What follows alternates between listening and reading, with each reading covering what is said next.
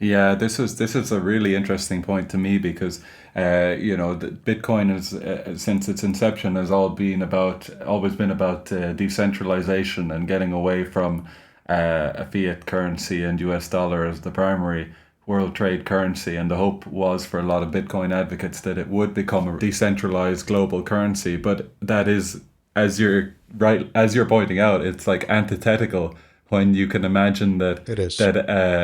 like anyone big enough, such as the US or China or one of these BRICS nations, says, "Oh, we want to have the largest we want to have control of the world's largest global currency." Then, as you've just pointed out, what is the rationale for the other countries to then say, "Oh, we're going to also play by that game"? It just doesn't seem to. Yeah. Yeah, yeah.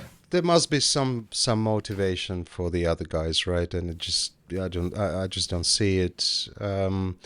You have to remember that Bitcoin is not that big in terms of market cap.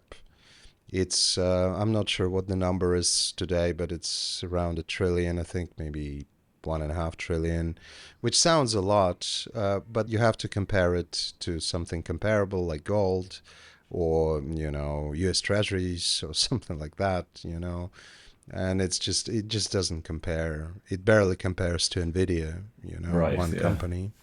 So it's easy to imagine some big power controlling it. We are still talking about 2 trillion deficits in U.S., right?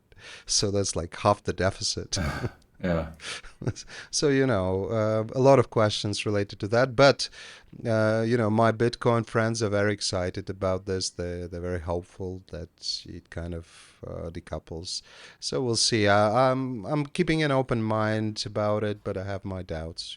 Okay, well, for the sake of your friends, hopefully it'll keep going up. Yeah, I don't care. I mean, if they make money, I'm happy for them for God, sure. I hope none of your friends are listening and they don't hear you say that.